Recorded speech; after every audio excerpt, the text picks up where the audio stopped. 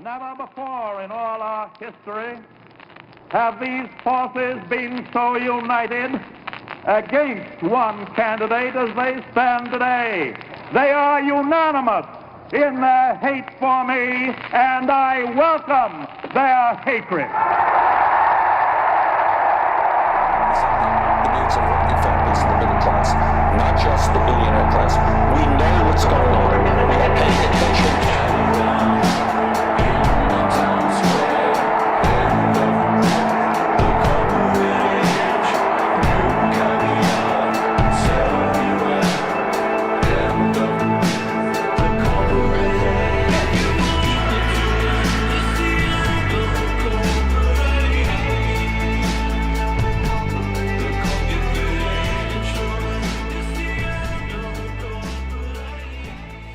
Good morning, everybody. It is the end of the corporate age and the beginning of me smacking dragons on Twitter and really spending way too much time doing that this morning. And those of you who know my personal Twitter account and follow it know that I had a little fun this morning. and I really didn't mean to anger so many MAGA fans. I really didn't. I was just having fun with somebody who was making an illogical argument and a lot of assumptions, and really the whole thing is kind of funny because it's Johnny Depp. He did the same thing in 2003, made a very politically charged statement, and it got a lot of press, and everybody hated Johnny Depp, and he said, I live in France and I don't give a fuck. Whatever, we'll talk about that in a minute. Thank you, Jupiter Judy. Appreciate that. Good morning, everybody. I'm all alone here. Besides you, I have you, but there's no one in the room with me here today. I don't have Markus. I don't have Dennis. I don't have Katie. I don't have Laura Livengood. I don't have anybody but you guys. So thank you for being here. We're all a family. It's just weird. It's weird being in here, in my ear, without other people in the... It's bizarre when you're used to it. But I imagine this is more normal for person who does things like that. Anyway, just weird. I started some drama, Poodle Susan. I totally did. Eco-Sutra, growing wings to fly, yeah. Good morning, Metal and Veggie and Catherine and Michael Stapleton and Louise. And who else is in here? Melissa H. and Density. Good morning, Density. How you guys doing? Stock Post. Thank you guys for all those of you who are working on the special projects we've got started, the list of media outlets, and it looks like between several of you, you found different resources that already have these media outlets. I just want to make sure we've got the most accurate one. I want to put it together in a Google Docs spreadsheet so that we can share that with everybody and keep it current and know what our media outlets are. And I want to have it breaking down into certain categories, which is what they're doing. Good morning, Cag. Good morning, everybody. Jonathan Dangle, and I probably missed Barbara and Bev, and who else is here? So many people. Good morning, good morning, good morning, morning, morning, morning. Soul Rebels, see, I'm going to go up to the top. I mean, Randy C. Michael Stapleton was first on the list. Randy C. was there. Metalhead. All right. So if I missed your name, let me know. Lots of things going on. I'm getting a little frantic with things going on. I'm good. These are the funniest episodes, Darcy. Thank you. That's wonderful. Hey, Tanisha, how are you? So when things start happening that go outside of my schedule, and you guys don't know me with my brain and my little compulsions and my things, but I like going really, really fast, and the only way I can go as fast as I want to go is when I have everything like prefigured mostly, and now there are so many things happening all over the place and new things popping up all over the place that my little regulated everything's in order brain is just going but it's exciting. It gives me energy what's happening right now. It's amazing what's going on. I am so thrilled. We're gonna Reach for the Sky, which was Charles Mann's suggestion for a song yesterday, really made me think about what's going on. And so that the card image is just a lovely sunset from my backyard. I look at this big, huge, gorgeous sky, and we've talked about the sky before, and I see something like that, and I look at that, and I immediately see a road. That's a road going off somewhere into the mountains, a path, unexplored, waiting for me. I just got to get on that road. I always see these adventures in the clouds, right? There's a ship over here, and there's a city over there, and I got to figure out a way to get through them. It's all this unexplored mystery. I love the sky. The sky is just, the older I get, the more precious and the more amazing I find all life, everything here. It's so, you just, I think a lot of times we take that for granted when we're younger, right? We can't even comprehend how amazing it is, right? We're just enjoying being alive, right? Hey, Andreas, how you doing? Kendra, how are you? Good morning, good morning. So, we've got some exciting stuff coming up. We've got a weekend of Bernie, everybody. Weekend of Bernies. Actually. So first, Bernie Sanders coming to Pittsburgh because he's got a message for Pat Toomey. And that's great. So Bernie, Pittsburgh, I believe this is happening at 7 p.m. Yeah. Saturday, June 24th. Doors open at 5:30 p.m. Starts at 7 p.m. That's going to be Eastern Standard. I will do my best to broadcast. If you guys can find a local feed for me, I'm happy to cover it. All right. So Bernie's back on the road. We're excited. I don't know where Dennis is. Uphill Media, see Tanisha. Hi, Tanisha. How you doing? No. I said hi to you. Hi. Double hi. Triple, quadruple hi to Tanisha. There you go. All right. Weekend of Bernie's. Yes. All right. Uphill John. Mike wants to talk on commission sometime. Send me a message. Send me a note to info@bernie2016.tv. Anybody who wants to talk about things or wants to be booked or that's the best way for me. Not through Facebook Messenger or Twitters. Please send me an email. Those are where everybody gets that email info. Everybody that's Laura Live and Good into booking people. So please send it there. Hey Xander, how are you? Trish Yeager, how are you? Karaka, Rakesh Kanuri. That's a badass name. I'm just going to go with Taraka. Good to see you. Nice to see you there. Lots of people. So many people. I like having all these people here. It's great. Okay. Moving on. So Bernie, Saturday. I'm going to try to do that. Looks like it starts at 7, so I'll be broadcasting around 4, probably 3:45-ish for Pacific Standard Time. Sunday. Oh. No. Interesting. Sorry, there was one of those scam Chrome update web pages that popped up on the Gazette Mail that I was reading here. The West Virginia Gazette Mail. Bernie Sanders is going to be there on Sunday for a healthcare rally because West Virginia, they really need that. So I've read 1 of 10 complimentary articles on the West Virginia Gazette Mail. Thank you for letting me know that. Anyway, this is going to happen at 3 p.m. So that's 3 p.m. Eastern, noon Pacific. This is perfect because it coincides with what's going to happen with, I'm learning government, people. There's so much government. So there's this thing called the State Central Committee. All right. I'm just learning about what this is. I don't actually understand what it is. I'll just be totally honest. Charles Mon, I think, is on it. There's other people that are on it. Justin Bryce just sent me a text earlier and said, hey, John, you should run for this open seat. And I don't even know what they do. But apparently there's the Democratic Party of Oregon, which is up here, Democratic Party in Salem. And they are the main party, and they have a chair and vice chairs and all those people. And then there's local county parties, right, like Lynn County Democrats, and we have all those same people. So we have a chair and co-chairs and all the other people underneath. And both these levels do the same thing.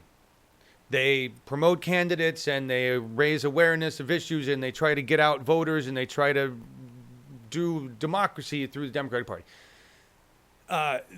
Then there's this State Central Committee, which is a group of Democratic Party people that ran for these positions on the state central committee, and they meet 4 times a year somewhere in Oregon. And the one this weekend that starts today, I mean, it starts today. I know it's Saturday and Sunday. Maybe they're going there today. Larry Taylor with the Progressive Democratic Party of Oregon, which is not an official party, right? But they're members who are within the Democratic Party mostly, and they are a caucus, so they're a political party or political caucus, and they are a PAC, so they're a political action committee or caucus. So they're going to be down there, and there's people within that group that are SCCs, and they're going there. They're going to be there and have like a break around noon, which is around when the Bernie rally starts. So I'm hoping Charles Mon and Larry Taylor will come on from Bern, Oregon, which is where this event is happening, and tell us what's going on.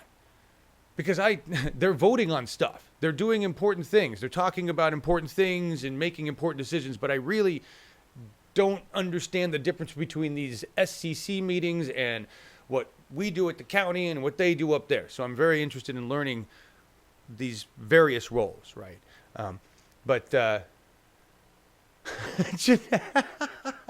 It's Chris Bailey says, "Run, John, run." You guys have no idea.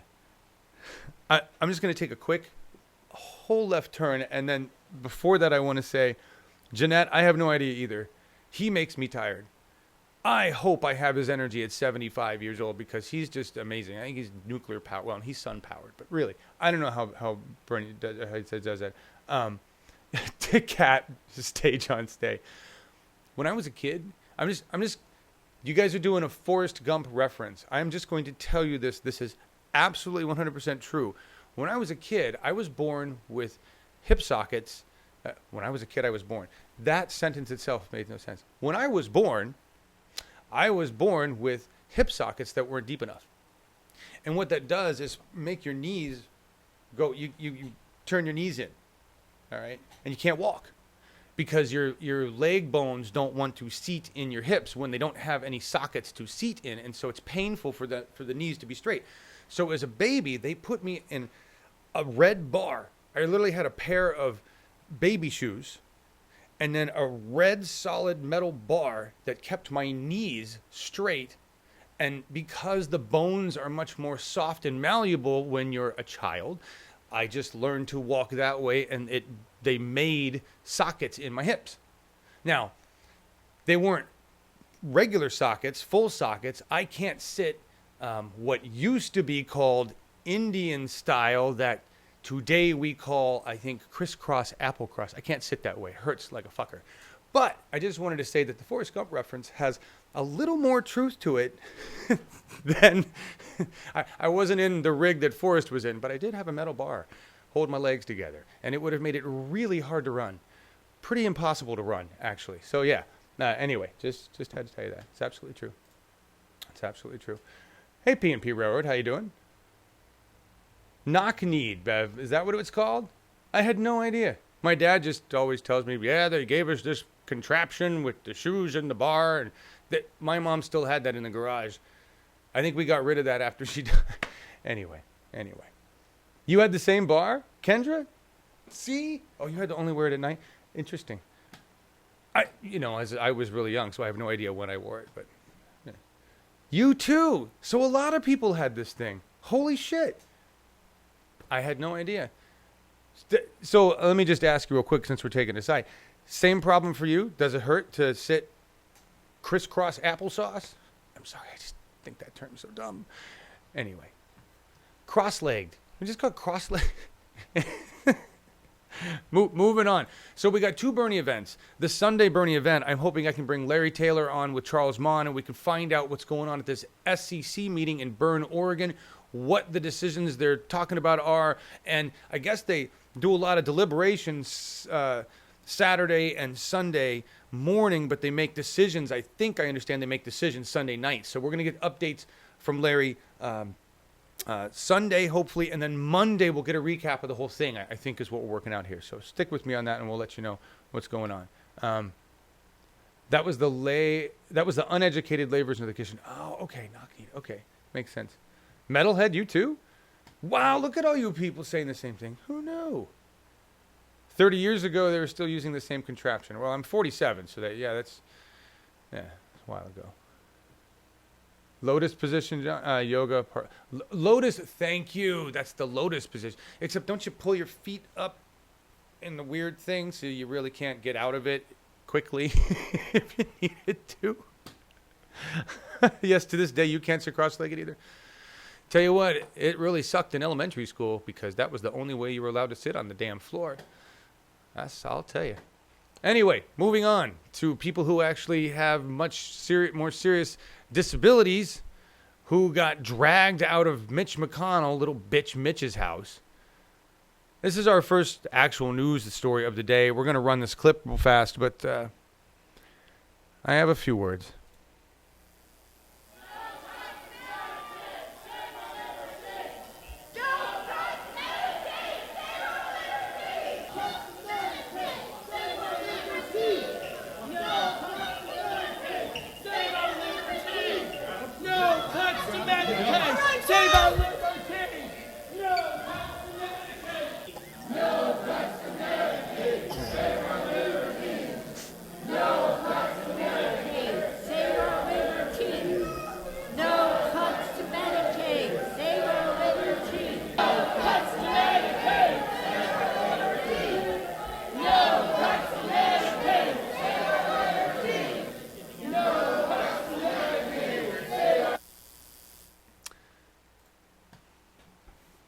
I'm so proud of all of those people for protesting and being at Mitch McConnell's office. Mitch doesn't have a spine. He'll never actually talk to those people or confront them. Every cop, I just have a question for every cop that drags away a protester. Do you have a moral compass? I want to see cops in this country take a stand politically when they recognize they're doing something wrong. That's a bigger issue with cops, really, when you get to the heart of the matter, than their overuse of guns, is that they've lost their moral compass. They're so intent on serving the badge that they've forgotten they're supposed to serve the people. And that includes when you have to tell your boss, that's wrong, sir. I won't do that. That's wrong. My moral compass tells me that even though I wear this badge and I'm bound by you, that's morally wrong and I'm not going to do it. I want to see a cop, one, just show me one that'll stand and say, no, sir, I won't. It's morally wrong.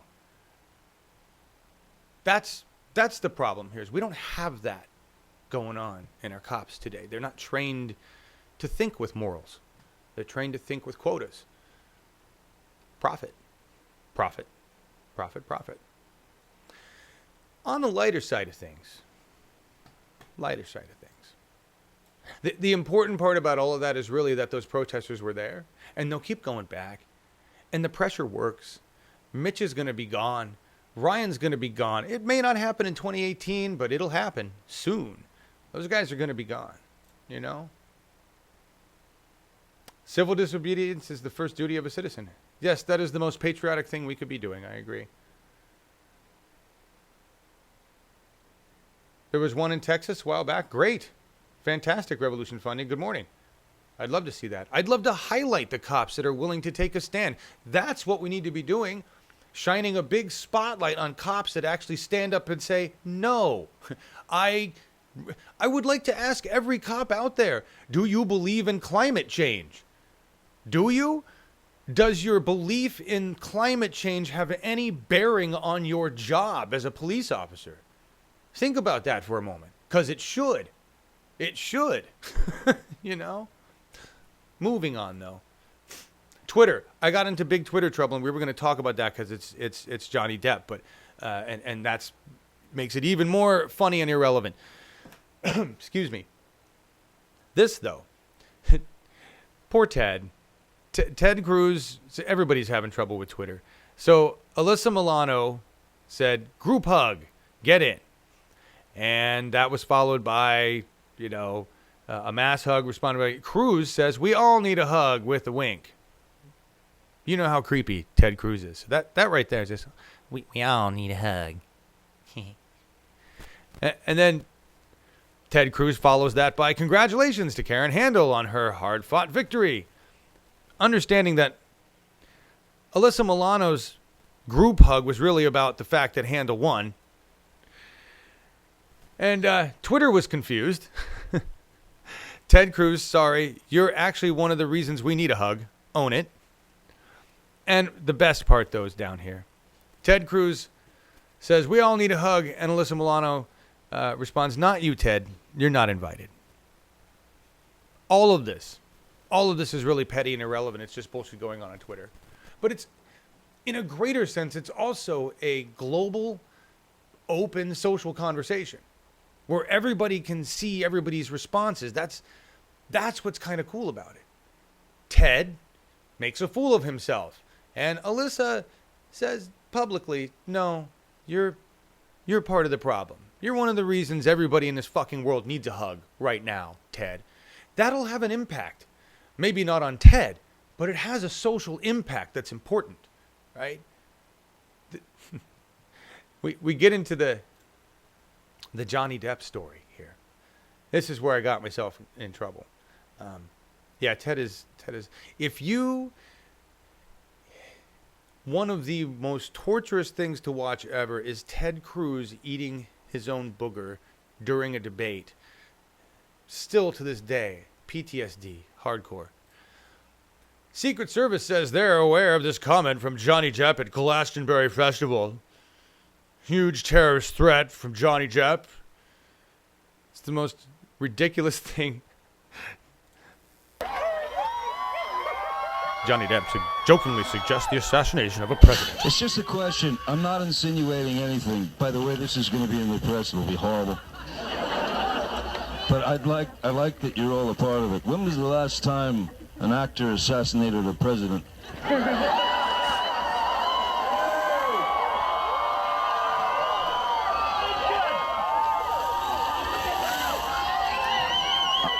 Now, I want to clarify, I'm not an actor. I lie for a living. However, it's been a while. And maybe it's time. Okay, so that just is still trending on Twitter right now. All right. The headline just says, Johnny Depp wants to know when the last time an actor assassinated a president. Of course, thank you, Jupiter Judy. Of course, hey, David, Zen Master, how you doing? Late as usual. Steve Collins, nice to see you. How you doing? Yeah, I mean, he's obviously referring to Lincoln. But the best part about this is, do you know why he's at the Glastonbury Festival? Do you know if you read the full story, not just the little piece of blurb they took out of context. I mean, you can hear all the words he says. I'm not an actor. I am a liar, right? He's not insinuating anything. I thought he made a really nice, subtle political commentary. And quite frankly, there's a good portion of the world that agrees with his commentary. I agree with his commentary. His sentiments. I agree with his sentiments. And that's totally fucking okay. That's called freedom of speech, freedom of mind. I can wish Trump dead all I want. I can talk about it all I want. What I can't do, well, actually what I can do, but what I can't do without repercussion is act on that, right? That's the difference. But as far as expressing a political opinion in a very subtle and cool way, Johnny Depp, free to do that. The internet exploded with basically the thing that I got in trouble with the Twitter world was that somebody was saying basically his quote was, well, we'll look at his quote. We'll look at his quote in a minute. Here, actually, this is it. This is where I got myself in trouble. Johnny Depp is the new hero. So this is an assertion. The new hero of the resistance because he wants Trump to be murdered, which, right, first of all, none of that was said. Okay. So, surprise, they don't care that he's a wife beater. Well, first of all, those two things have nothing to do with each other. It's a logical fallacy in the argument. You're saying that Johnny Depp is a hero because he wants to have Trump murdered, which is a conflict because he's a wife beater. And it's no surprise. Anyway, this guy went off on this. And I just said, you're attacking the guy's character, regardless of what we think of his personal life. Regardless of what we think of his personal life, this is different. Two totally separate issues here. And who made him the hero of the resistance? He made a joke. Why was he at the Glastonbury Festival? He was promoting a movie. Think about that for a second. He was there to promote an independent film that he'd worked really hard on, that he said he thought deserved more attention than it had received at some other festival. And so he was bringing it back out again at the Glastonbury Festival. And isn't it interesting that as he gets on stage, he chooses to make a really charged political commentary while he's promoting his film that he didn't think got enough attention last time at the Glastonbury Festival? What do you think Johnny Depp was after there? Again, I was just having fun. It's just fun. It was just fun. Johnny Depp likes to do this, although I don't know that he was promoting anything in particular last time. More importantly, look at how frightening the CNN website is from 2003. Do you all remember this? I remember this, and I thought he was right on the mark. This is what Johnny Depp had to say back when we went to war with whatever the first war was, Iran, Iraq, wherever the hell we were. It says, America is dumb. It's like a dumb puppy that has big teeth and can bite and hurt you. Aggressive, he said. My daughter is 4, my boy is 1. I'd like them to see America as a toy, a broken toy. Investigate it a little. Check it out. Get this feeling and then get out. He lived in France at the time. Okay.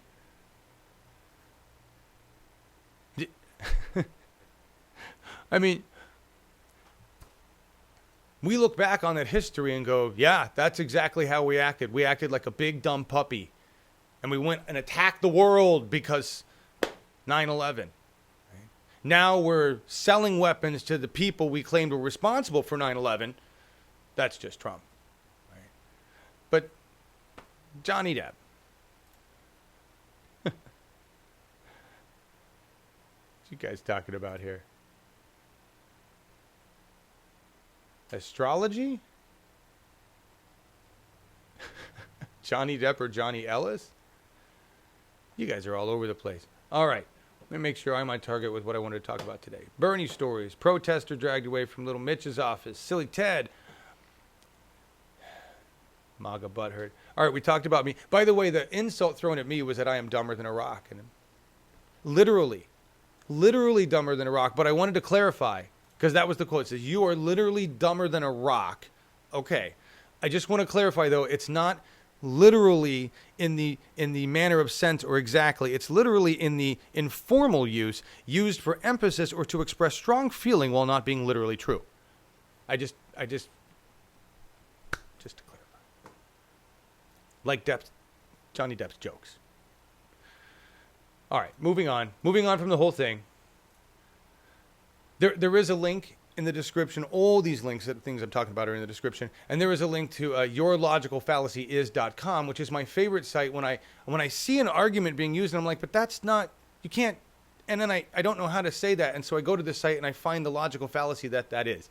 And then I usually end up in an argument like this on Twitter, which causes me to be really late to run the show, which is what happened today. Hold out that hand and get smacked with the ruler. I know. Am I smarter than a rock, Trisha? You can assure me of that? Well, thank you. I don't, doesn't matter to me. Remember, at my age, don't really care about what I look like and really don't care what other people think of me. Mostly. I care what you guys think. All right, I can't say that at all. I don't care what MAGA guy thinks. That's for sure. Right? I just want to have fun with him. Excuse me. The Guardian. Really nice article interview about Randy Bryce. Just wanted to share that with you. There's a lot of good quotes in here from Randy Bryce. Excuse me, everybody. I didn't realize that he served in the military. So he served in the military before he ended up working iron for 20 years. And I thought that was pretty cool. There's a lot of information in here that, you don't get in a 2-minute ad. So grab that article and read it. I like what the Guardian put out there.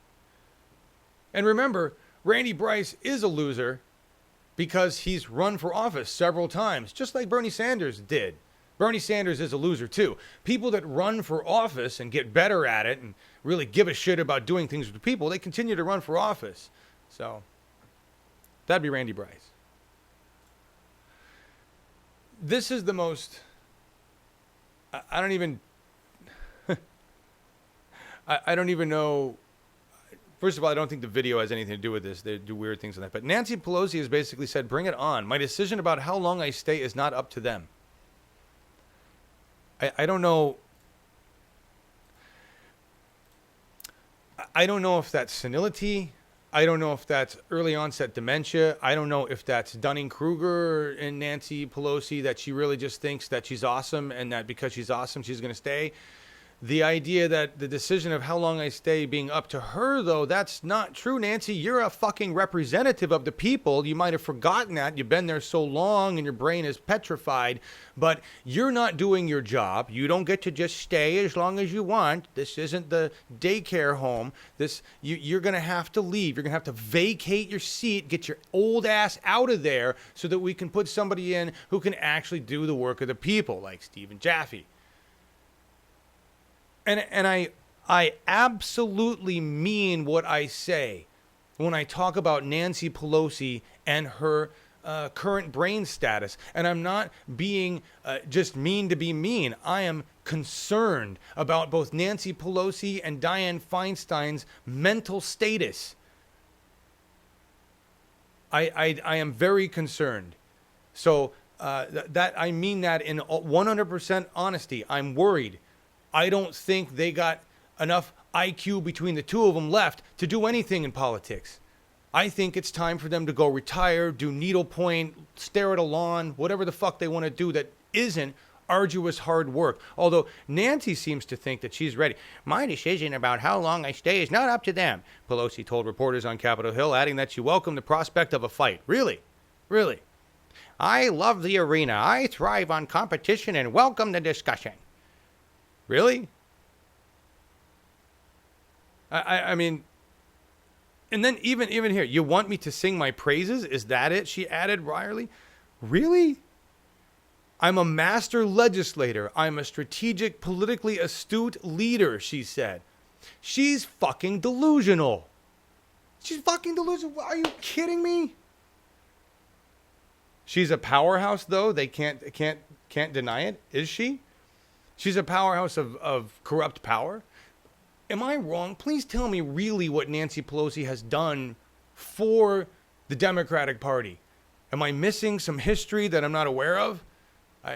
Maybe I am. I don't know. She's a master legislator. Yeah, you legislated that. Where are we at with your legislation? What have you legislated? I don't know. She owns San Francisco Pier. Oh, wonderful. That's nice. Yes, I agree, metalhead. I agree. She's rich. She's elite. She has no connection with the actual people she's supposed to fucking serve. And I have no idea what this is. I'm a master legislator. You're delusional, Nancy Pelosi. Go retire. Please, please take that rotten old brain and retire. Thank you. Democratic and GOP governors urged Senate to rethink healthcare bill. I was encouraged until I learned it was 7 of them. 7. Got 50 of them. 7 out of 50. I know. It's a bipartisan effort. 7. You don't think they could have gotten a few more governors on that? 7. I realize I should be excited. Take what I can get. 7. I'm not impressed. One of them is Colorado's Governor Hickenlooper. Tell me, Mr. Hickenlooper, how do you rationalize your attacking of the healthcare bill, which granted is a pile of shit, with your continuing of fracking the fuck out of Colorado? Remember, I told you, if my dad dies because of your fracking, I'm coming after you. I will. I mean it. Okay, we made it to something that's not me. We're going to watch this video. We're going to do it. I got to look. I think I went too far. I think I missed something here. No, I'm dumber than a rock. I did start it. Depp in 03. Okay, moving on. Oh, I went to Nancy before I talked about democracy in my hood. Do I get to say hood? Is that acceptable? I just want to make sure I can do that. I live in rural, which the word rural makes it impossible for us to use the word rural in the title of a show. I just realized that. So Larry Taylor, you're probably not watching this, but we're going to have to talk because it was my idea. We're going to have to change the name to something else. I don't know what to call it, but rural is impossible. It's bravado, wishful thinking by Nancy. Is that what it is, Al? All right. I'll stay in as long as I want. Okay, Grandma. Okay. You can stay in. Let's go have a cookie. You know? And legislation, my ass. She's worthless. I was just curious. Actually, Michael Stapleton, okay, correct. Before many knew the dangers. The industry understood the dangers. They knew. They didn't give a fuck. A cracker hood. Yes, Jim Lockett. That's exactly what. A cracker. Rural. I know it's a hard word to pronounce. Governors are freaking out. It will fall on them to make up what the feds take away. Exactly, Melissa. Exactly. What do they do when a lot of those governors got in their jobs by the same assholes that are writing the healthcare bill? Right? That's part of the problem with taking money in politics is that eventually you owe everybody and you just can't do shit. That's part of the problem. Everybody owes everybody. It's a big orgy of guilt and debt. Nobody can do anything. Can't get out of it.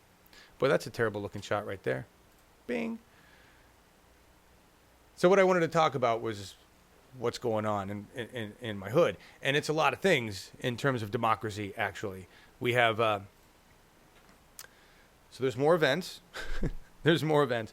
The event on 7... Okay, so we got Randy Bryce. First of all, things. Randy Bryce on 628.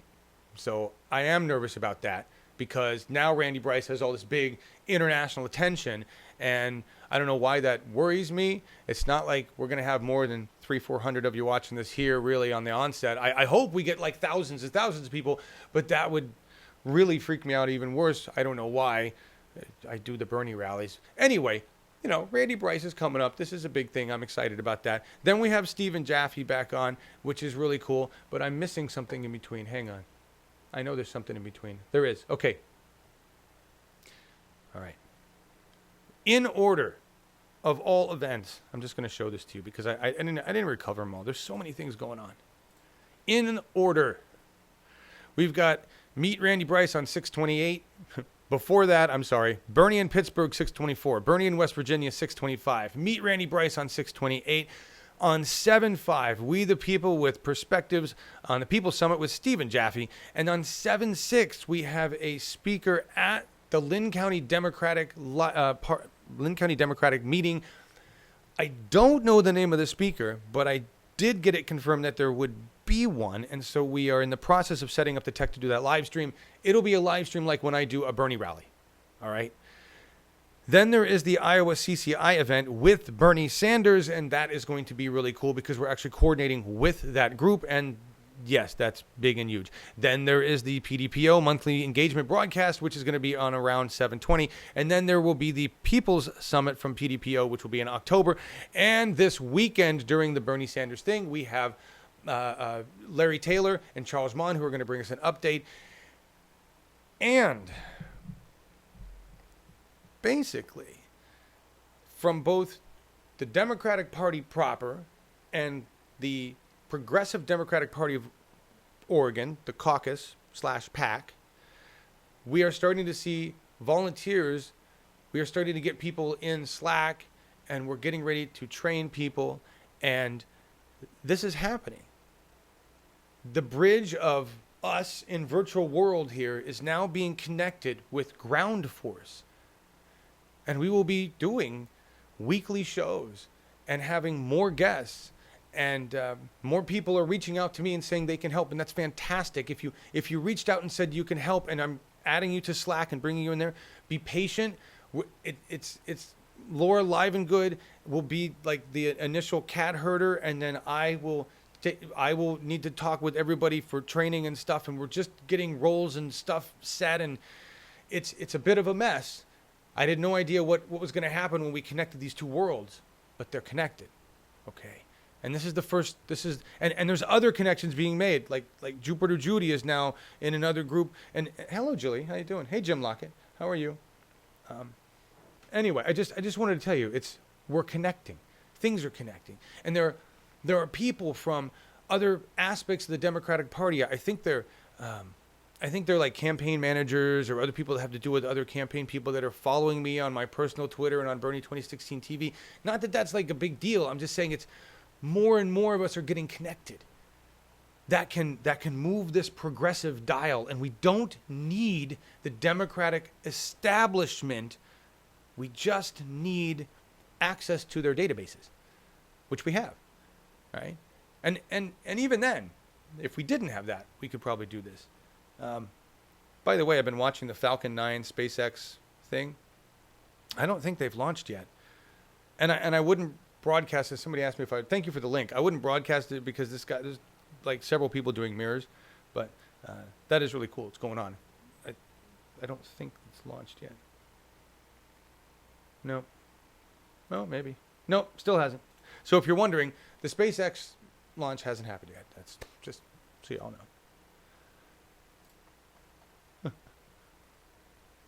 Oregon is disparate, bigots versus hippies versus Native Americans. Yeah, it's interesting. It's interesting. There's definitely some differences in community. I was talking with Jim Gurley and his daughter were over at the house the other day, and they were talking about preppers, right? Apocalypse preppers, and there's actually two different kinds, which is something I didn't realize. There's like two different kinds of preppers. There's I'm one of the kind of preppers. I'm a prep for the loss of the grid prepper. I'm a guy who thinks that eventually, if we can't reform democracy quick enough, or even if we can, there will be a natural disaster. Our grid is weak and pathetic and shitty. Our infrastructures are terrible, and our food sources are going to just be depleted to shit with impending climate disasters. So I'm one of those preppers that believes that community-wise, we need to get to know our neighbors, and we need to figure out how we're going to have energy without being connected to the main grid. How are we going to make sure we all have clean drinking water? How are we going to make sure we all have clean air and clean ground? And how are we going to feed each other when our major food distribution centers, our Safeways and our Walmarts and our Costcos and when they can't bring in the stuff anymore? Because when it's not available, or it's too expensive to bring in the little bit of it that's left, we're going to be growing food in our communities. We're going to be working with each other. And I've got fruits. I've got fruit, right? That's my offering to the community. Fruit and weed. That's what I can provide. And okay, right? I need to know what else I need. I'm learning to can stuff so that I can prepare for if I have to have stuff stored for later. I've met many of my neighbors who are along those same lines. But there's another group of preppers, and these are more the sovereign citizens, right? The gun-toting. Not that my neighbors all have guns, right? All my neighbors have guns. Most of them believe they're for rodents and self-defense, not the shooting of whoever they please, right? The other group of prepper believes that when all hell breaks loose in the United States of America, it's going to be basically everybody for themselves, and they're just going to go around in a little group of militia, blow everybody else away, and take what they can. Welcome back to the Middle Ages of America. That's their goal, and they're excited about that. I got my 50 caliber, and I got my everything. I got my 55-gallon drum of powdered peanut butter, and when the zombies come out, I'm ready. What zombies? Well, I don't know. Whatever it is, I'm ready. You know, it's just we have those here. We have those. A lot of those. And we have Confederate flags in the rural areas. Part of our goal with, in all the areas, but look at freaking Portland with the violence. One of our goals here with Larry Taylor, with the Democratic Party in general, not just the progressive branch thereof, but really with all of the Democrats, is to reach the rural areas so that we can educate, inform, get together, discuss what we all need as a community. That prepper aspect. It's like, well, don't you agree we need a clean climate? Let's focus on those issues together. All right, let's work on these things together. And there are a lot of progressives in these rural areas, but they feel disconnected. All of the rural areas feel disconnected. There's a big divide between rural and urban. And people in the cities have no clue what it's like to live rurally, and kind of vice versa, really.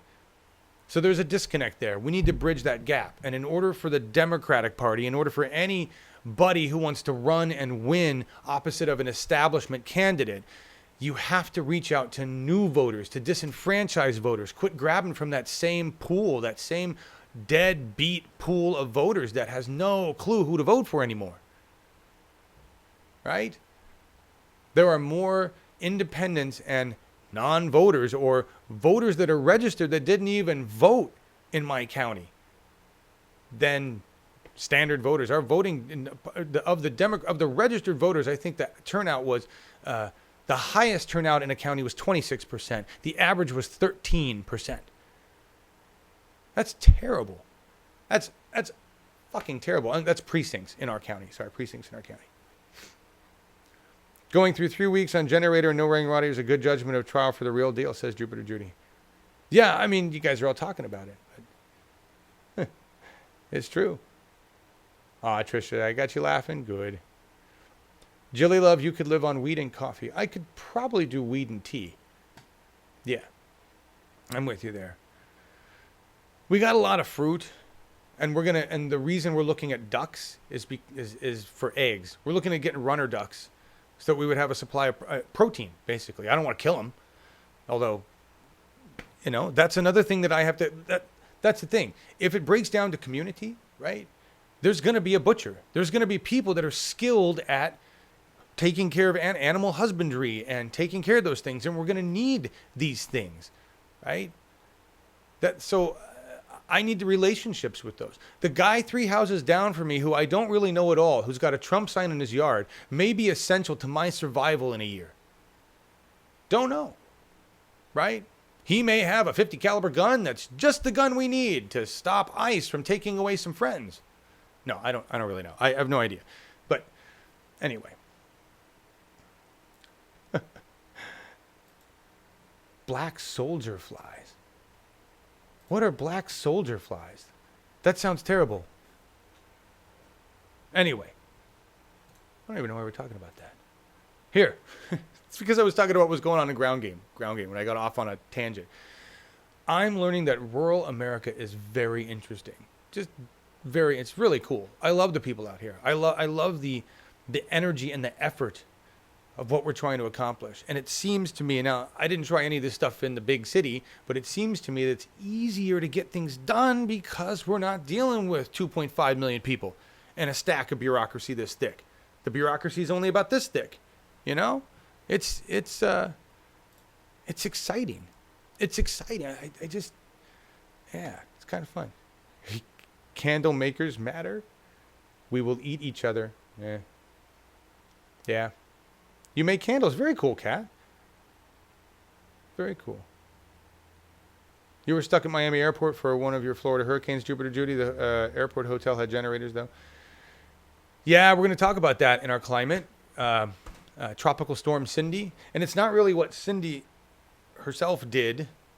It's the fact that there's nowhere for the water to go and the ground is already saturated and they're looking at massive flooding, right? And they already had massive flooding. And from what I understand, it's all in the sewers and coming out of the sewers. And now you've got disease, you've got, bacteria. It's not going to stop. It's not going to get any better. But that's not what we're going to look at right now. We're going to look at another piece by Hassan Piker with TYT. I really liked his the 2 pieces we ran yesterday, and this one came across in the Facebooks.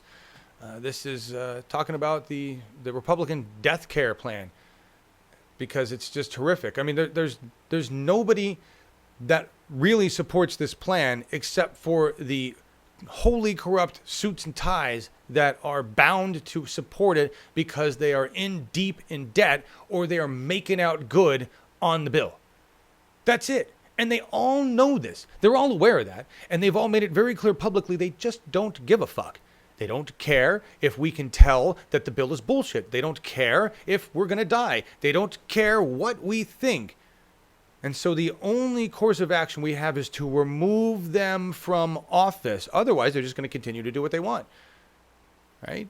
That's the frustrating part, is we have to wait till we can remove them from office. We have to save our anger and rage till then and then remove them from office. But if we don't do it at the time that we get to do it, then they make more decisions like this. Hassan Piker. Today, the Republican senators unveiled their third, much-anticipated version of how to kill poor people so the rich can get richer, also known as the American Health Care Act, under a fresh coat of paint called Better Care Reconciliation Act. It's kind of like putting a red coat of paint on my beaten-down Toyota Camry and calling it a Ferrari. Except in this instance, it's the greatest redistribution of wealth from poor back to the wealthy probably ever. And it contradicts a lot of promises Trump made. I am going to take care of everybody. I don't care if it costs me votes or not. Everybody's going to be taken care of much better than they're taken care of now. Unless Trump means taking care of everybody in the Italian mob sense, which it very well could be, the only people he's taking care of in a positive sense are rich people, his friends. And there's no better example of this than casino magnate and perpetual Jabba the Hutt cosplayer Sheldon Adelson. Sheldon, who happened to spend $5 million on Trump's inauguration alone, will literally get a $40 million tax cut if this shitburger of a bill gets passed. Why would Sheldon spend a dime on charity to get a minimal tax break when he can literally pay off a few of his wealthy friends in Congress and get a fuckload back? Literally, fuck kids with cancer. Fuck women, fuck old people, fuck them. They can all die because these jet skis ain't gonna pay for their damn selves. This healthcare bill is like an Almond Joy. If you look at the name, you'd think Almond Joy contained almonds. Except that's a lie. There's only 2 almonds in there and the main ingredient is actually coconut. Just like the Better Care Reconciliation Act does not provide better care and instead is just a $200 billion tax cut for the wealthy. And we know it's not well liked. Even Trump called it mean only weeks after celebrating its passage in the House, which is why Mitch McConnell kept it a secret until today. A secret that everyone knew about, apparently, if you ask Mitch McConnell. We've been discussing all the elements of this endlessly for 7 years. Everybody pretty well understands it. Now, 2 things come to mind after seeing that. Mitch is lying, because even Republican senators who are voting on this bill haven't seen it yet and don't understand it, and I'm constantly baffled at how an animal as cute as a turtle could be so goddamn cruel. But jokes aside, this bill has absolutely terrifying consequences. And worse, until this morning, we didn't even know what the fuck was in it. Well, some people knew what was in it, like these 13 assholes drafting the bill knew what was in it, or the lobbyists who helped them draft it knew what was in it. Just look at the people secretly deciding the fate of 23 million Americans. 13 rich, old, white assholes. But I guess that's not the only thing they have in common. They also collectively got close to $3 million from the insurance lobby, much more than anyone else. I wonder why Mitch McConnell would choose a geriatric Mormon fuck like Orrin Hatch to participate in this endeavor. I don't know, maybe a cool $400,000 in donations seems like one reason. Please explain to me why this guy, who's incapable of forming coherent sentences, is issuing a sentence on the lives of millions of Americans. Also, that was a trick. I just put up Jeff Sessions' photo when I was talking about Orrin Hatch, because that's how interchangeable these fucking dudes are. Well, also because moral Orrin is like the Jeff Sessions of abortion. Which is exactly why this bill will prevent Medicaid from covering abortion, like, at all. And that's also why it's bigly insane that not a single person with a lady part had any say in this bill whatsoever. It's like society progressed to a point where we demand equality, but Senate Republicans are still living in the era of madmen. No wonder they treat Kamala Harris like shit.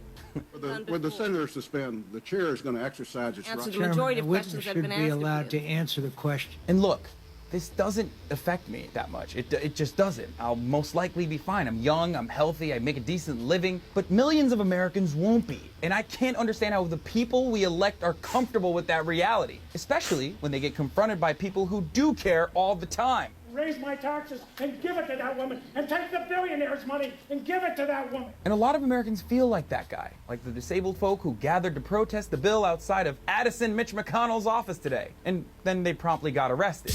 No cuts to Medicaid! No cuts to Medicaid! No cuts to Medicaid! But I guess the upside is they'll receive free health care in prison, as long as it's not a private prison, or a prison run by Nazi Sheriff Clark. This is not how representative democracy works. Yes, we elect our leaders, but we elect them with the expectation that they will pursue our best interests. And a lot of the Republican legislators' response to criticism that they're bouldering through this insanely unpopular bill despite the overwhelming amount of backlash is simply, we won. More people voted for us than the other side. And while that may be true, it's essentially meaningless when your new healthcare proposal has a 20% approval rating, which means that the people who voted for you don't want it either, you fucking morons. But you know that already. That's why you're keeping it a secret. That's why you want to pass it before Senate goes to recess on the 4th of July, so you don't have to hear this. You have been the single greatest threat to my family in the entire world. You are the reason I stay up at night. When I am drowning and you insist that I pay before you will save me, that is immoral. Well, pass this fucking bill, and you'll be hearing a lot more of that. I can't understand how anyone, regardless of party affiliation, is comfortable with a bill that 13 rich assholes drafted in secret that gives the wealthy a tax cut they don't need by taking away health care from millions that desperately need it. They showed this bill to lobbyists before you because they paid for it, but we will make them pay. But before we do that, you have to realize that this isn't about your party winning, because cancer doesn't only affect Democrats or Republicans. Over the next week, the Republican Party will do everything they can to spin this bill as an improvement of what we have now. But unless you're a millionaire, it's not going to get better for you, it's going to get worse. And if you're scared, you should be. I'm Hassan Piker. Please share this video if you think our government should actually represent its people's interests and that trading the nation's health for money is morally wrong. And don't forget to follow me on Instagram at Hassan D. Piker and on Twitter at Hassan the Hun. And this has been The Breakdown. I like that. I like him. He's got a potty mouth. That works for me. Like that. Generous use of the word asshole. It's good. It's good. And he's right on the mark. I mean, the last piece of that is the only way to fix it, besides protest and pressure, which brings awareness and hopefully makes Mitch scared, is to get rid of Mitch. That's going to take a lot of money.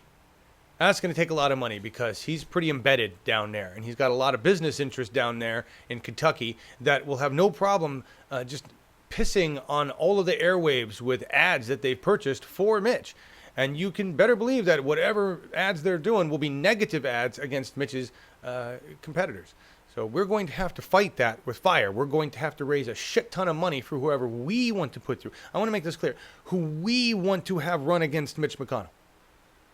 This is not about a DNC choice. I truly don't give a fuck who the DNC picks unless they happen to be somebody that Bernie Sanders will support or they happen to be the people's choice, like Randy Bryce. My guess is Randy Bryce won't be the Democratic Establishment Party's choice or that Randy Bryce will receive any support from the Democratic establishment at all whatsoever. Thank God he's got the support of unions.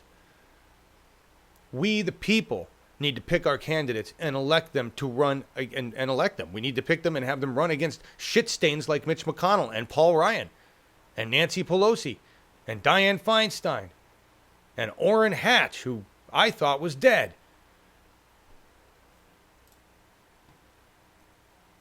My lights are a bit dark today, Chad? So do you mean my lights in the room, or was that an analogy to what I'm talking about? I'm all weird today. And good morning. How you doing, man? Hey, Barbara. How about we run a progressive against him? Absolutely. We need to find one. My guess is it won't be whoever the establishment chooses to run against him. Remember, there are three parties. There are three parties. We've seen the delineations occur. You're either the establishment, Republican or Democrat, or you are the People's Party. We've got more power. We've got more people. We just have to do the work to get the infrastructure, which we're borrowing from the DNC. Thank you very much. Snapping turtles bite. Nice. Stock post. He's the first to get some publicity. Bryce, yes. Randy Bryce, yeah. Lights in the room. Really? Oh, I know why. Shit. I know why. I could fix that. I'd have to just like get up in the middle of things and fix it. I know why. I know what I did today. I left this light on, which is bad. That's what it was. I was in there. I told you I was running late. I was turning things off and running around going, it's crazy. What'd Beb say? Oh, snap, straight bite for a reason. Nice. Mitch McConnell's a spineless little shit. He's going to run away, crawl down into the sewer. And you're right, it's insulting turtles to even associate Mitch with them. Let me see where I'm at on my list here. We talked about the 7 governors. Cindy's impact, but where do I have this golf? Why am I all the way at the golf? Trump and his golf. Yeah, I used to golf. I still kind of like the idea of golfing. I just don't have time for that kind of stuff. It was nice to get out into nature when I lived in California. That was as close to nature as I could get where I was in L.A. It was to go golf somewhere. Usually at a cheap place where we could bring our own beer. As back then when I was drinking. And you know, I always carried clubs. We rarely did the carts. When we did do the carts, there are certain rules about golf. One of the rules is that you don't drive on the green unless you're a prick like Donald Trump, who doesn't give a shit about anything, and you're out of shape, and you just want to drive over everything, and then you do this. That's the president of the United States, and you might as well put an American flag on that green, or any city or minority group. He's just driving all over him. And then he comes up to the guy taking the picture, and he's not mad or anything. He's like, hey, take a picture. Look at me. He's really like, hi, how you doing? Yeah, did you notice I just drove on the green like a total prick? Yeah, that's me. I'm the president. Did you know I won? Yeah, I have a bigger dick than Obama. Can you tell? That's Trump. How could you not think violent thoughts? Think all you want. Even say them. He's just such a piece of shit. It's a piece of shit. And see, I'm attacking his character. I'm not going to use that in an argument. I'm just attacking his character. I think he's a piece of shit. I think his actions speak that in volumes, right? He's murdered a lot of people already, right? Done a lot of damage, deported a bunch of people. Just saying. Just saying. Oh, I forgot the money. Okay, that's why I did that. I did put a hurricane news link in there to Tropical Storm Cindy. Are any of you... Thank you, Jim Lockett. Are any of you... Melissa, did those guys tell him to get off the green? No, they're just shooting him. They're like, can you believe this? What a fucking asshole. Doesn't he even fucking know? I mean... It's just... Excuse me. If you can't tell, I got a little crap in my throat today. I should have gotten that all out earlier. I apologize. No one knows what to do with. You're all asking, did they tell him to do this? Tell him to do this? I think most people are just like. I mean, they can't talk. Just like, do you see what? No, he's not. Everywhere he goes, I haven't even. Have you seen his quote about the solar panels? He talked about it in a recent rally. His statements are insane. I'll have to load it up for tomorrow. He actually credits himself with the idea. Now, we talked about... I'm shifting to the solar panels on the border wall. Did you see his recent... At the Iowa rally, I think this was. The Iowa rally that Iowans said, we don't want you to come here. It's not a good idea right now. So he shows up and he says, I had a great idea. Mexico, the southern border, sun. We're going to put solar panels on it. Brilliant idea. My idea. Don't you think that's a great idea? It's a beautiful idea. I came up with that. And this is the best part. He said, this is a quote. Brilliant, because the higher it gets, the more it's worth. It's a great idea, right? Now, we're just talking about it. You're the first people I've told, but solar panels. And then Mexico doesn't have to pay as much for it, right? Well, pay for itself. These are actual quotes from Donald Trump. I wish he had the capability of extending that logic to the rest of America. Right? Solar panels, then go in places, the higher they go, they're worth more, and then people would pay less for energy. Brilliant idea. My idea. See, we just need to, just one more step. He needs to go to Rick Perry and go, Rick, hang on, stop dissing wind and solar. I got an idea. It'll make us a lot of money. See, and then we need to introduce him to Elon Musk. all these things will fall in place. I don't know. Sometimes he's right there, just right there. You know, almost thinking rationally, almost. So close. Trump and logic. I know. It's not normal. The wall. Yes. We talked about, look, here's the thing though. We talked about solar panels on the wall. It sounds like a great idea. It would be logical. I'm sure you could put panels on the wall. But it would require, and this is part of what the thing was talking about, it would require study to make sure it actually would. I mean, you can't just go slap solar panels everywhere. When they come out to do a house, when Solar City made sure my house could do solar, they do satellite imaging, and they have to do a year-round and 24/7 satellite imaging to understand the patterns of the sun around your house to make sure that it really is good there. Who knows whether out there, because you've got the distance to travel for. In other words, there's a whole bunch of stuff, engineering, physics, mechanical stuff that needs to be figured out to decide whether it really would be beneficial to put solar panels on a wall.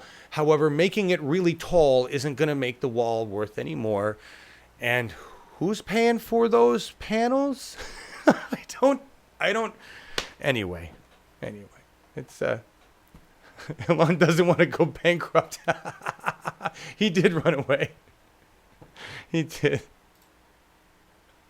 Chad, the only people dumber than Donald Trump are the people within the Democratic Party who think Bernie is leading us in the wrong Yes, mic drop. Exactly, Chad. You're correct. That's okay. I've learned, Chad, that we don't have to. We can share common goals with those people in the Democratic Party, but I don't need their okay to work beyond them and move more progressively in another direction. That's what I've learned with the Progressive Democratic Party of Oregon. Right? I'm still working with the Democratic Party of Oregon. I'm really excited about what's going on there, but I'm moving faster with the Progressive Democratic Party of Oregon. Go figure. They've got that kind of faster move in their title. Progress. That's the whole goal. Progress. I'm about it. I'm excited about it. We're actually to just the fun stuff. And like we're going to be early. I didn't leave enough shit to talk about. That's frightening. Did I miss a story somewhere? Maybe I did. No. God. See what happens when I don't have somebody in here with me. I cut the babbling short. But that's all right. Maybe we can just end early today. Just end early today. What did Stock have to say? I missed it, guys. I can't even keep track. Hey, Cam, Stock post. Meanwhile, China just built its first floating solar farm. Oh, yeah. No shit. Yeah, we covered that story at least a week ago. I think it's online now. It's fucking huge. That's a brilliant idea, too. I mean, not that you probably could, but think about that. You got the solar going on. You could have the tidal thing going on. But, yeah, China is now world leader in renewables. India is either second or on its way to being. We are becoming irrelevant. That's what we are. We're irrelevant. And we're falling to the wayside. And we have a choice as citizens. We either get off our ass and fix it, or we agree that it's okay to become Middle Ages, Wild West, America, right? America, like the bumper sticker I saw on a truck who was proud to announce that he was America. That's frightening. I don't want to be America. I want to be a nation that represents people that understand that taking care of each other is what we're supposed to do. That's human nature. It is. We fight against that human nature of community when we become greedy. We become greedy when we think it's about survival. when we're put in a position of survival. Not always, right? The greedy, some, are just greedy, and they're assholes, and they're greedy because they choose to be. Right? But the rest of us, when we get put into survival mode, it changes our perspective on things, right? And it makes it even harder to support community in many ways. And we have to get back to community. I think we're kind of forcing that to happen, or climate's going to force that to happen for us as our mega centers are destroyed, and we have to rebuild as small communities to survive. I'm actually kind of excited about that. I know that sounds terrible. I'm not excited about all the people that are dying and all of the loss that occurs and the environmental damage, but I am excited about the opportunity it gives us to rebuild on a foundation of honesty and trust. Now that we've learned, I think a lot of us have learned that we built this nation on a bunch of bullshit. The ideas were okay, but they were really only okay for white people. And we need to go back and fix that. Not go back. We need to change that, right? We need to look at that and change that. That's what we're doing. That's really what we're doing. And we're seeing where greed takes us in this country and where it's led us in our complacency, right? That's the hardest part about this for me is accepting, okay, we fucked up, and now we have a lot of work to do to fix it. That's what happens when you fuck up, right? And it's a collective fuck up. It really is. And you don't blame anybody in particular, you know? Randy O, did you talk about Title IX being 45 today? I was late. No. And can I just be wholly honest and say I don't know what Title IX is? Ignorance. I'll claim it. Educate me. What's Title IX? What does it have to do with anything? Talk about it. I don't think there's a head of FEMA. We don't have a head of FEMA. We don't have a head of the Navy. Secretary of the Navy. Don't have one of those. That was bothering me the other night. I was watching NCIS. It's like, who's Gibbs going to talk to? I mean, they always bring in the SecNav. We have no SecNav. We don't have a lot of acronyms. He didn't replace hundreds and hundreds of acronyms that we need. You know that, right? That's too much work for him. He's got to golf. He's got to keep that game up, driving on those greens, you know. Will John be giving the audience a blessing today? Notice the holy sacred sweater. I wear this all the time. Do you want to? I haven't applied for my reverendness, so I can't bring you all up on high. I could get you high. Chad Lupius, blame math. Let's get to work fixing it. Yeah, I agree there. Equal access spending in schools covers women's sports. School equality for women and trans students. We don't have a lead of the Navy, and we also don't have a Japanese ambassador. So who's going to deal with the ship list? Yeah, that was yes, Chad. Yes, that's where I was going with it.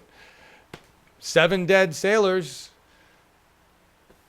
and I just want to say, multi-billion-dollar. I'm assuming it's multi-billion-dollar destroyer, pretty fucked up by a regular old merchant ship. Just saying. We talked about that before, but it's kind of embarrassing.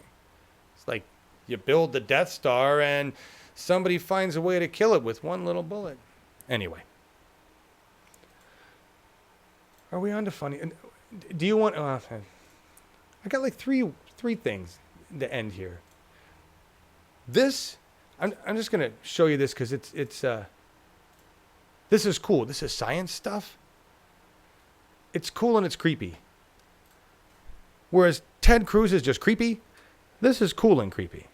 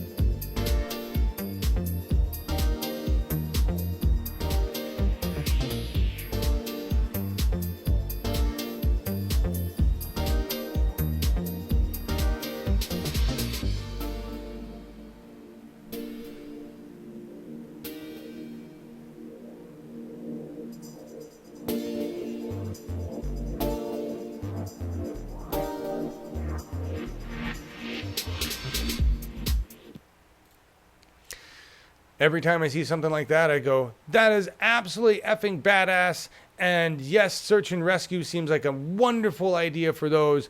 And I can't wait to see how the military applies it. Yeah. Yes, Jilly Love, creepy as fuck. Swarm intelligence. That's the, yeah.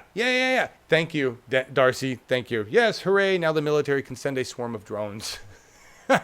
We'll just make them small, send a couple hundred of them your way, and really fuck your world. We're looking at Terminator technology here, right? That's what's creepy for me, is we're looking at, when you look at sci-fi and how we turn sci-fi into reality, there's no such thing as R&D anymore. It's just D. It's just do it, right? We've got, it's just happening so fast. The Star Trek world, kind of fun and exciting, science, technology, but this is not Star Trek world. This is more Terminator world. This is more scary, scary application for an oppressive government. That's what I'm afraid of. Yes, exactly, Tricia. Somebody will figure it out. Somebody will take but the interesting thing about that is what we're seeing with the black market technology world, and that's something that was alluded to by a show. I think it was called Human. It wasn't on very long. It didn't last long. I really liked the show, but basically it was a not so far ahead of now, maybe 15 years from now, maybe 15, 20 years tops. Okay, and there was a massive black market biotech and tech world, right? Where you can get replacement body parts, bionics, different pieces of things, and that's where we're at right now. Like this technology, this swarm tech, or the ability to hack into a government database, or to do these things, that's not limited to just the federal government and a really, really tiny subset of secretive people on the web. These things are becoming more and more common because the technology to do these things is more and more common. And somebody who's an inventor builder, who's got a little bit of a twist in their mind, can go, I can make that. I can put that together, right? And that's where we're at. It's interesting because it's an element of the battle for freedom, I'm going to call it, for real freedom. From an oppressive government. It's an element within that, a creative element within that the government can't control, they can't predict, right? And so that's going to make it interesting. Yeah, oh man, combat riots. Yeah, no kidding. No kidding. You get a bunch of those. Could you imagine a bunch of those little drones all with LRAD and able to direct the LRAD at a group? That's some seriously dangerous shit. Yeah, it's crazy. David, no. Moore's Law, we've gone beyond Moore's Law. We're not quite to the singularity point yet, but we're so close. I'd say in the next 10 years. And I believe it was Stephen Hawking who said the same. He thinks singularity is next 10, 20 years. Contacting alien life or finding an alien life was in the next 10 years. That'll be in my lifetime. That'll happen in our lifetime, assuming we survive, whatever the hell's going on. Oh, David says, did we talk about Mexico's medical weed legalization? No, I didn't, but it's on my list. It's on my list. It's the last thing we're going to talk about. We're talking about cannabis. Yay, well, we can talk about it right now. Here. Mexico casually goes green with the medicinal marijuana. Mexico, where I'm sure I was getting my marijuana as a teenager in Colorado, if not from Colorado itself. Yeah. Way to go, Mexico. This week, Mexican President Enrique Peña Nieto informed the world that his country is taking its relationship with cannabis to the next level. Yay. Overwhelming support in Mexico's lower house. So the bill passed with overwhelming support in Mexico's lower house of Congress in April, with 371 members voting in favor and just 19 voting against or abstaining. In December, it also blazed through Mexico's Senate, managing 98 in favor and 7 against. Seems like everybody around the world, for the most part, is okay with medical cannabis, except for the United States of America, because profit is always more important than you in America. Always, until we replace the people who feel that way. like Mitch McConnell, right? In the interest of love, I just wish I could get Mitch high, really high. Like sit down, get him on the chronic, really high, sitting back in a room, and just seeing if it changes his perspective on anything. Probably not, but I don't know. Yes, the weed. Yes, cool for Mexico. Poodle Susan is going strictly vape. I go back and forth between joints and bowls and vape and other things and bongs. Right now I'm preferring joints. I don't know why I went back to those. But it's cool that we have these options. Dude, I'm jonesing. I need more tech. You need another tech story? I think I had one more, didn't I? Oh, no.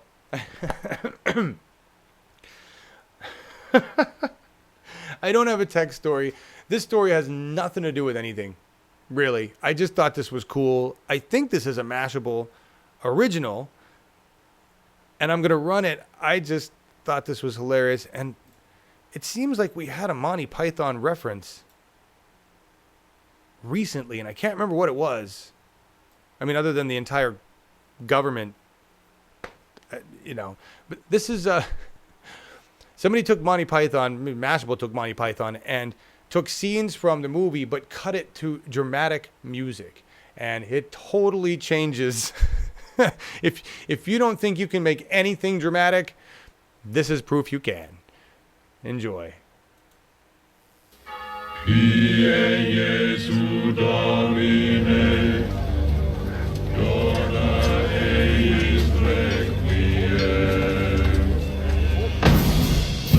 What is your name?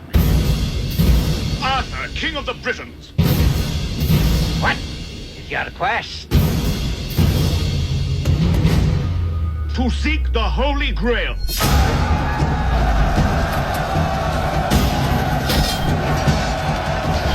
It is your sacred task to seek this grail. That is your purpose, Arthur. You seek the Holy Grail. In the name of God, we shall not stop our fight till each one of you lies dead.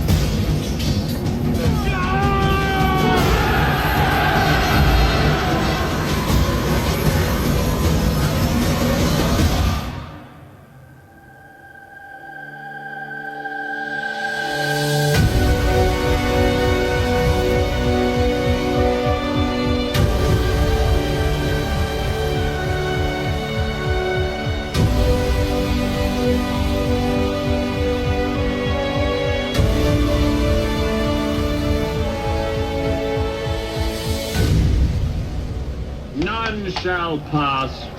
So be it. Victory is mine. Oh, that was just awesome. That was just awesome. I actually saved it. I didn't watch the whole thing until now, so that was just phenomenal.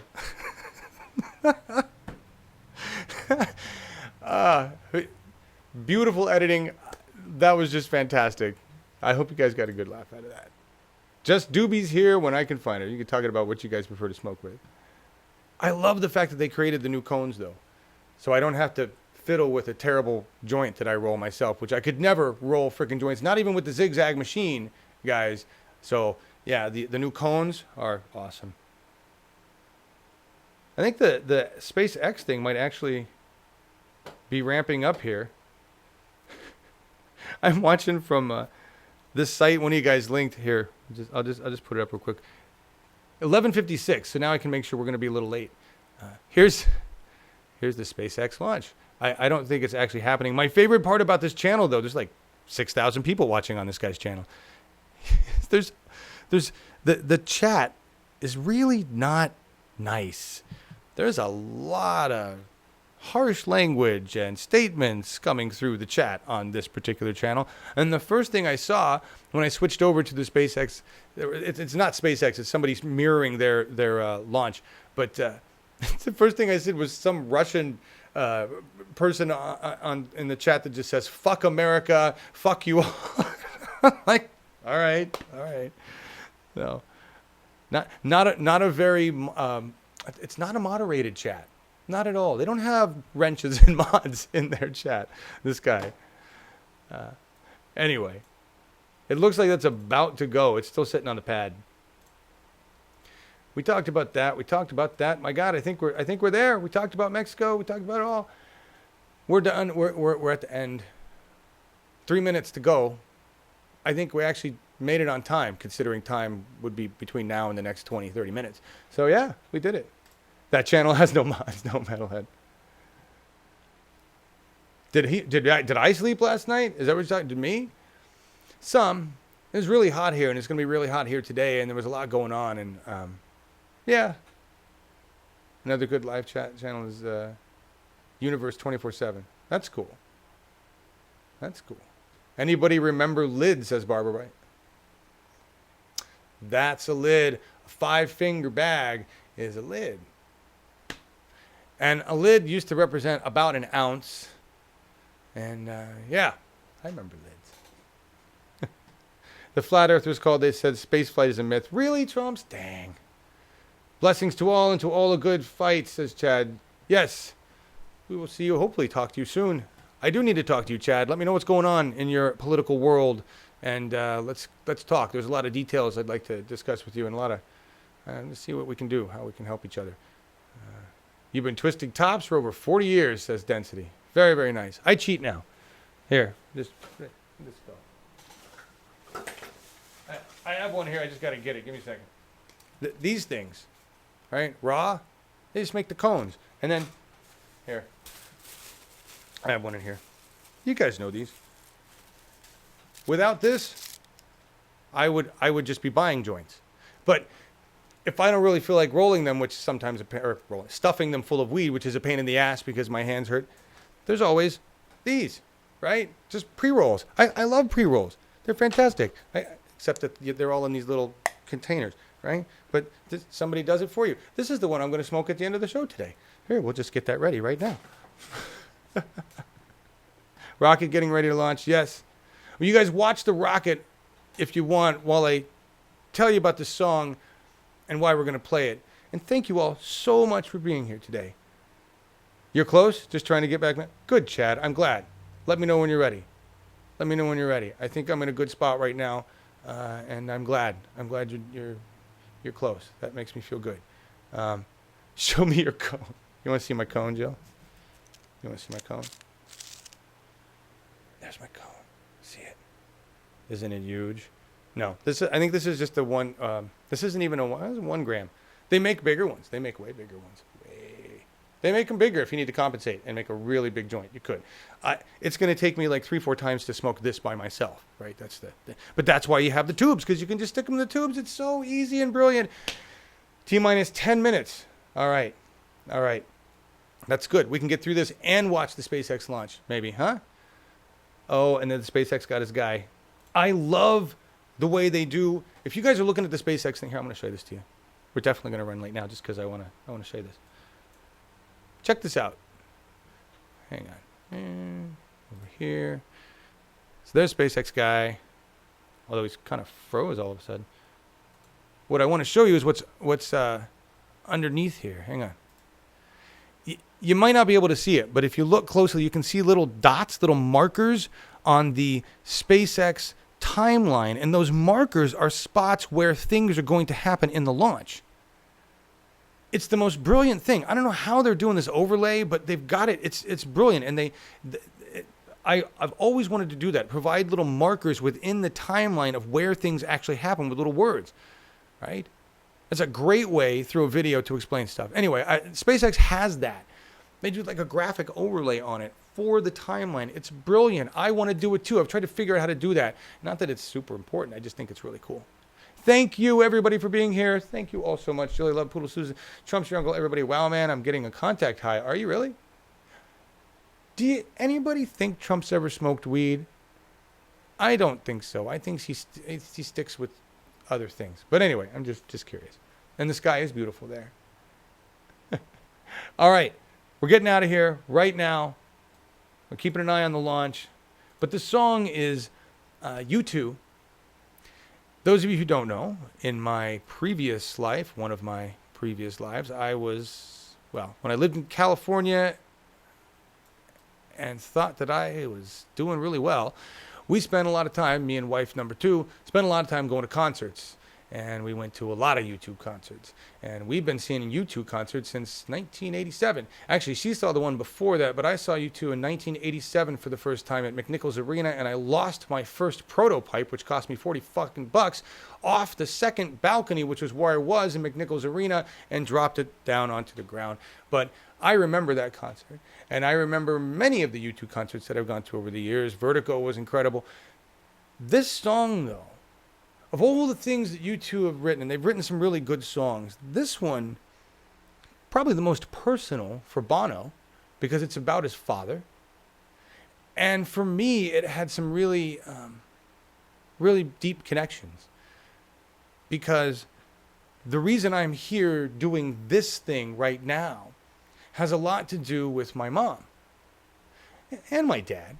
I mean, my dad really kind of gave me the skills to do this, but my mom is the one who was active. My mom was the one who took action aggressively when she saw something was wrong, or when she thought something needed to be righted, or when she believed in something. She went out and did something. And that activism is what I see when I look in the mirror and think about my mom. And this equipment is here because my mom, when she was in a tough spot and a single mother, recently divorced, my mom worked her ass off and took action and got herself a higher education and then got another job so that she could be well off. And she left all of us kids with a little something. And that little something purchased a lot of the gear that I'm using right now. And I spent a long time in my life, in my relationship with my mom, not really showing much of who I am and what I could accomplish. And I always felt like what I did or what I had done really didn't live up to what my mom's expectations were, and probably my own. And today, doing this here with you, being here, and I've got a picture of Mom up here, she's got a smile on her face that I knew forever, and it's the smile I have now. It's like, see? See what we're doing here? See what I've done? If you were still alive, Mom, right now, you'd be on camera. You'd have your own fucking show. You'd love this. You'd be promoting Bernie Sanders and the People's Movement. I know you. So thanks, Mom. Because sometimes you can't make it on your own. And that's the lesson we're learning, right? Without my mom, who saved my ass, I don't know how many times, and my dad, who saved my ass, I don't know how many times as a kid, who helped me grow up, I still don't think I'm there. I'm 47. I got a lot of growing up to do. I'm still an immature little shit. But I know where that came from. And I know when I look in the mirror, I see the activism and the passion that came from Mom. And she knew that I couldn't make it on my own.